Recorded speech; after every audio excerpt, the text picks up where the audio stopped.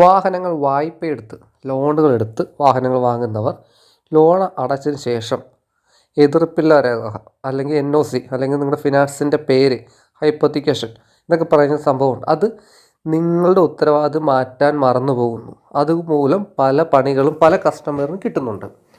അത് ഇനി മുതൽ ഡിജിറ്റലാക്കുന്നു. അതിൻ്റെ ഉത്തരവാദിത്വം നിങ്ങൾക്കല്ല, ഏതാണോ വായ്പ തന്ന ആ ധനകാര്യ സ്ഥാപനത്തിനാണ്. നമസ്കാരം, കാർ ഇൻഫോയുടെ പുതിയൊരു വീഡിയോയിലേക്ക് സ്വാഗതം.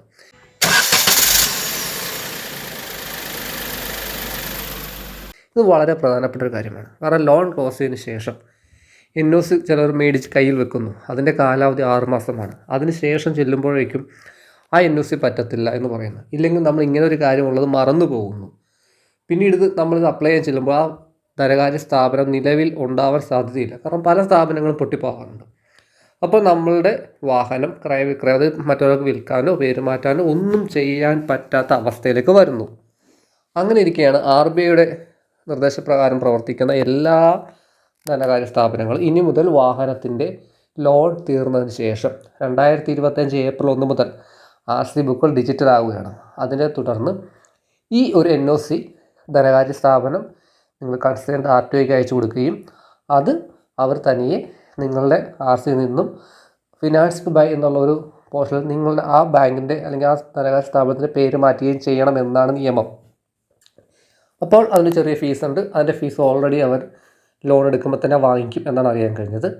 മറ്റ് 1-2 സംശയങ്ങളുള്ളത് അതിനിതുവരെ ക്ലാരിറ്റി കിട്ടിയിട്ടില്ല. അത് വരുന്ന പ്രോബ്ലം ആകുമ്പോഴായിരിക്കും ഗവൺമെൻറ് അത് സോൾവ് ചെയ്യുന്നത്. അപ്പോൾ നമുക്കറിയാൻ പറ്റും. കാരണം ഇപ്പോൾ എൻ്റെ വാഹനത്തിൽ ലോണുണ്ട്, ഞാൻ അടുത്ത വർഷം തീർക്കുമ്പോൾ ഇതുപോലെ ഫിസിക്കലായിട്ട് മേടിച്ച് കൊടുക്കണോ ഓൺലൈനായിട്ട് തനിയെ മാറുമോ എന്ന് നമുക്കറിയില്ല. കാരണം നമ്മൾ കോപ്പി മേടിച്ച് കൊടുക്കുമ്പോഴേക്കും ഇനി ഇപ്പോൾ എൻ്റെ RC ബുക്ക് ഫിസിക്കലാണ്, നമ്മളിത് മാറ്റാൻ കൊടുക്കുമ്പോൾ പിന്നെ ഡിജിറ്റലായിട്ട് മാറുമോ ഒന്നും അറിയില്ല. അപ്പോൾ എന്തായാലും കസ്റ്റമറുടെ ഒരു ഉത്തരവാദിത്വമുണ്ട്. ഇത് കൺഫേം ചെയ്യുക. നിങ്ങൾ പരിവാഹൻ ആപ്പിൽ കയറി നിങ്ങളുടെ വാഹനത്തിൻ്റെ ഫിനാൻസിൻ്റെ പേര് മാറിയിട്ടില്ലെങ്കിൽ ആ ധനകാര്യ സ്ഥാപനത്തിന് ചെന്ന് നേരിട്ട് പറഞ്ഞ്, ഓൺലൈനായിട്ടാണെങ്കിൽ അങ്ങനെ, ഫിസിക്കലി നിങ്ങൾ ചെയ്യേണ്ടതാണെങ്കിൽ ചെറിയൊരു ഫീസ് അടച്ച് മാറ്റുക. ഈ നിയമം വന്നതിന് ശേഷം ഇതിൽ പുറകെ കൂടുതൽ കോംപ്ലിക്കേഷൻസ് വരും. കാരണം റേറ്റ് ടെസ്റ്റ് ചെയ്യുന്ന വാഹനങ്ങൾക്ക് ഇനി എങ്ങനെയായിരിക്കും, ഈ നിലവിൽ ലോണുള്ള വാഹനങ്ങൾക്ക് എങ്ങനെയായിരിക്കും, ഇതൊന്നും കൺഫേമായി പറയുന്നില്ല.